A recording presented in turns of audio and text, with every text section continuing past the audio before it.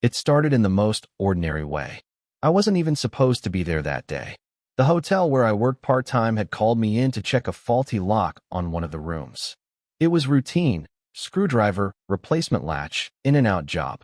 My hands smelled faintly of grease from the morning shift at the garage, and I remember wiping them on my shirt as I knocked. The door opened, and there she was. Mid-40s, maybe a little older. Dark hair pulled back in a careless knot, the kind people wear when they're too used to holding everything together. Her eyes held me longer than I expected, not with warmth, but with that quiet kind of self-possession that makes you straighten your shoulders without realizing. She didn't smile, not exactly. More like the corner of her mouth considered it, then thought better. "You're here for the lock?" she asked, voice low, measured, like she didn't waste words on anyone. "Yeah," I said, suddenly aware of how young I must have sounded. Inside, her room didn't look like the kind of room someone just stayed in overnight. A half-read novel sat open on the desk, spine cracked, a scarf draped over the chair back, a coffee cup half-drained beside it, the ring it left drying into the wood. She wasn't passing through. She was staying. Hiding, maybe. I set my tools down, trying not to notice the way she leaned against the dresser, arms folded, watching. There was nothing flirty about it. It was more like she was studying me, deciding what kind of man I was, whether I'd treat her things with care, whether I was worth even the 7 minutes it might take to finish this job. I worked quietly, but the silence between us wasn't empty. It pressed in, thick, so much so that I caught myself glancing back at her reflection in the mirror above the dresser. She wasn't looking at me then. She was staring at her own hands, flexing them like they were stiff from holding something too long. The lock clicked into place. Done. Simple. I should have packed up and left. Instead, when I turned, our eyes met again. 7 seconds. Not one word passed between us, not one. But she didn't look away, and neither did I. Her face softened for the briefest heartbeat, like she was about to say something, then stopped herself. My throat tightened with words I didn't even know I had. Then she shifted, a small movement, brushing a strand of hair behind her ear, and just like that, it was over. "Thank you," she said, quieter than before. I nodded, tools clattering a little too loud as I gathered them. My hands never usually shook doing this kind of work, but they did then. I stepped out into the hallway, but the weight of those 7 seconds followed me, heavy and electric. I could still see her eyes, still hear the way her voice dipped when she said thank you. I've fixed 100 locks since then. I've walked into countless rooms, but none of them stayed with me. Only hers. Only those 7 seconds. The manager had asked me to help her move a few things, boxes too heavy for one person. I almost said no, but then I heard the room number. Hers. She opened the door before I could knock twice. Same calm expression, but her eyes seemed shadowed, like she hadn't slept well. There was a faint line across her cheek, the kind you get from pressing your face into a pillow too long. It made her look less untouchable, more human. "I didn't think it would be you again," she said, folding her arms. "Neither did I answered. My voice cracked slightly, and I hated how obvious it sounded. She stepped aside, letting me in. The room smelled faintly of coffee gone cold, mixed with the soft scent of her perfume that lingered in the air. The curtains were half drawn, cutting the daylight into stripes across the carpet. I carried the first box toward the desk. She gestured absently to a corner. "There's more downstairs," she said, but her voice lacked its earlier sharpness. It was softer, like she was already tired from just speaking. I nodded and turned to go, but paused. She was sitting on the edge of the bed now, hands clasped loosely in her lap. Her knuckles pressed white for a second before she loosened them again. That tiny motion told me more than anything she might have said. "Rough day?" I asked before I could stop myself. Her eyes flicked up to mine, startled, maybe even a little defensive. Then she exhaled, long and uneven. You could say that. Silence followed, but not the cold kind. More like she'd opened a door just slightly and didn't know whether to close it again. I carried another box inside, trying not to stare. But I noticed things anyway. The way she rubbed at her temple absent-mindedly. The way her laugh escaped suddenly when I nearly tripped over the suitcase by the door. It wasn't a full laugh, more a sharp breath that turned into one, but it lit something in her face that hadn't been there before. "You're clumsy," she said, a faint smile tugging at her lips. "Only when someone's watching," I muttered. That earned me a longer look. It wasn't playful exactly, but it wasn't distant either. She held it just long enough for me to feel the air between us shift. I stacked the last box in the corner and wiped my palms on my jeans. "That's it." She nodded, but she didn't move. Her fingers kept tracing the same invisible line across the bedspread, over and over, like she needed something to do with her hands. "Thanks," she said finally. Quiet, almost reluctant. I should have left right then. But when I reached the doorway, I turned back once more. She was still sitting there, her profile outlined by the thin stripe of sunlight, her shoulders set but her hands restless. It wasn't a moment meant to matter, but I felt it anyway, like a thread pulling tighter. It was late, later than I usually stayed after my shift, and rain had pinned me to the lobby, hammering against the glass doors and sheets. I was waiting it out when the desk clerk asked if I could run a stack of towels up to a guest who'd called down. Room 412. Her room. I almost laughed at the coincidence, but my throat caught instead.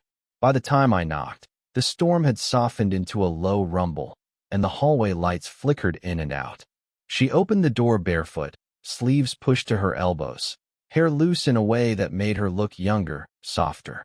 She blinked, surprised, and then shook her head with a small exhale. "You again? You ordered towels?" Her laugh came quick, short. "I didn't expect you to bring them yourself."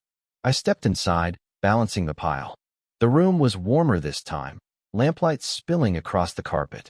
A tray with a half-eaten dinner sat by the window, two glasses though she was alone. She noticed me notice, and her mouth pressed into a thin line. "An old friend was supposed to come," she said, almost defensive. "He didn't." She didn't explain further, and I didn't ask. But the silence that followed felt like a secret hanging between us. I set the towels down, but neither of us moved. The storm cracked again outside, rattling the window. She flinched, just slightly, and folded her arms tighter around herself. "You don't like storms?" I asked. Her eyes flicked to mine, steady, almost accusing. "Do you?"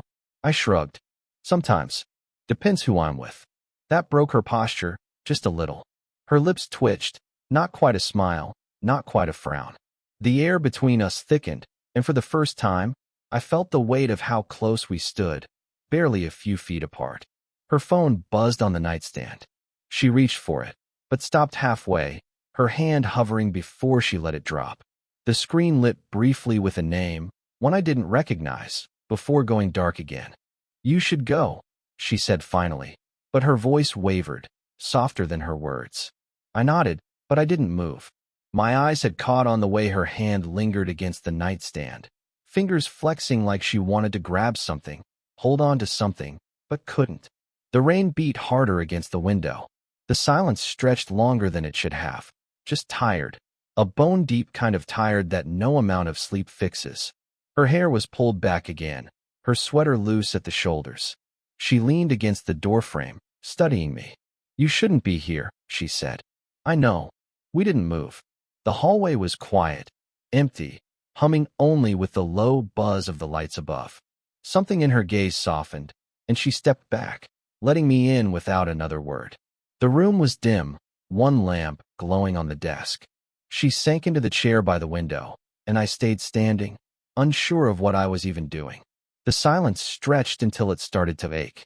Finally, she broke it. "What are we doing?" Her voice wasn't sharp this time. It was raw, almost fragile. She wasn't asking me for an answer. She was asking herself. I swallowed. My palms felt damp. "I don't know." Her eyes lifted to mine, steady, unflinching, but I could see the fracture lines behind them. The storm the night before, the missed dinner, the phone call she hadn't answered, it all hung between us now. "This isn't," she started, then stopped, pressing her lips together. Her fingers twisted the hem of her sleeve, pulling at the threads until they frayed. "You don't understand what this would cost." I wanted to tell her I didn't care, that the cost didn't matter, but the words lodged in my throat. Instead, I stepped closer until the lamp cast both our shadows across the wall. My voice cracked, low and uneven. I can't stop thinking about those moments. The ones that shouldn't matter. The silence. The way you. I stopped myself, realizing how far I was leaning in. Her breath hitched, not loud, but enough.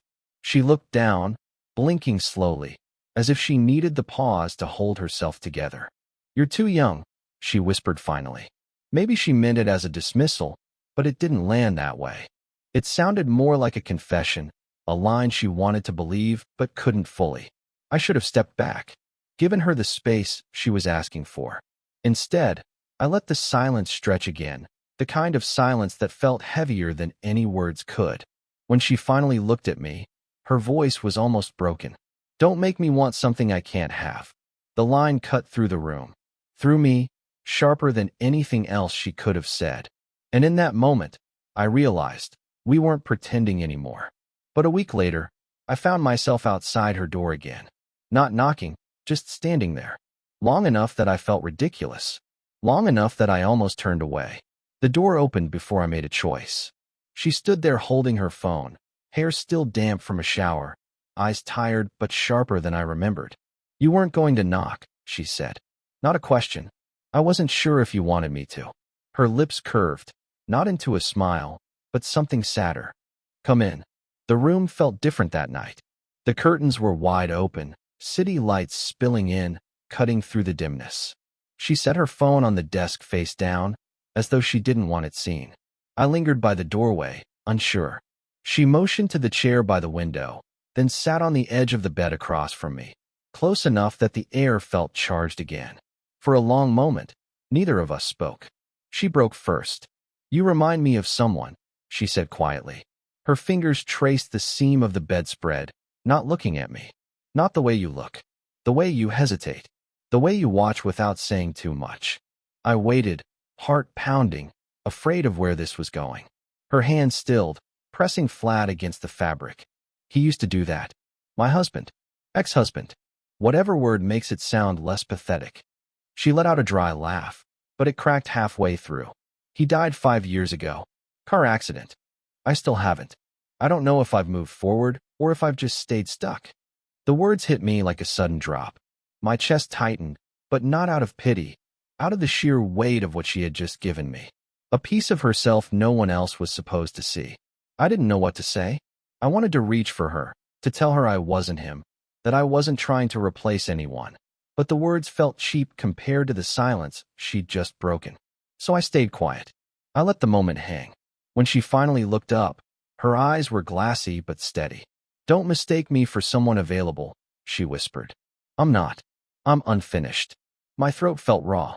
Maybe unfinished isn't the same as unavailable. That made her exhale sharply, almost like I'd stolen the breath she'd been holding on to. She looked at me for a long time, too long, as if searching for something she didn't want to find. And then, softer than a touch, quieter than the rain we both remembered, she said, "That's the problem. What I do remember is the silence. The kind of silence that isn't empty but full. Every breath, every shift of weight, every unspoken word pressing against the walls."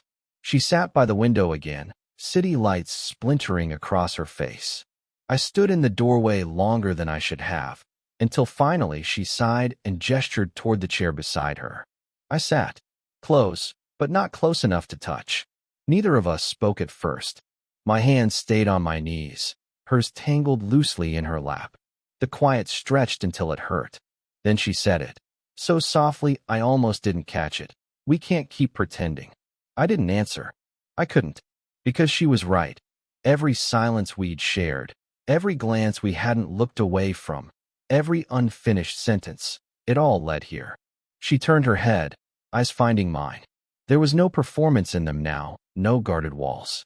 Just exhaustion, and something deeper threaded through it. "You make me forget how old I am," she whispered. "And that terrifies me." The words sank into me, heavy, leaving no room for anything rehearsed or clever. I swallowed hard. "You make me feel like I'm not just waiting for something to start." Her eyes softened, but she didn't smile. She just looked at me for a long time, as if searching for the catch, the flaw, the lie. Finally, she leaned back in her chair, closing her eyes. "This isn't love," she murmured. "No," I said, my voice steadier than I felt. "But it's something." We let that settle, let it breathe between us. I don't know who moved first. Maybe me, maybe her. But our hands found each other on the armrest between us. Not clasped, not even fully joined. Just the brush of her fingers against mine, tentative, like a secret past in plain sight. The contact was nothing. The contact was everything. Her breathing slowed, and she leaned her forehead briefly against the glass, eyes closed. I didn't move, didn't push, didn't ask for more. I just sat there with her, letting the weight of her presence sink into me like it had been waiting there all along. We didn't declare anything. We didn't promise anything. But in that fragile silence, something shifted, not into a fairy tale, but into something real, flawed, undeniable. When she finally spoke again, her voice was almost a whisper. "Stay, just until the morning." And for the first time, neither of us pulled away. It's strange how one memory can hold more weight than years of living. For me, it isn't the arguments I've had, the long hours I've worked, or the mistakes I've stacked up. It's her room, that chair by the window, the way our hands hovered close, brushing just enough to make silence louder than words. I tell this story now not because it was perfect. It wasn't. It was flawed, uncertain, a little reckless. But it was real. And that's what changed me. I used to think love, or whatever this was, had to be loud, obvious, something you declared with grand gestures and easy certainty. But sitting with her in that half-lit room, hearing her say, "Stay, just until the morning," I learned it can be quieter, almost invisible to anyone else. A choice made in silence.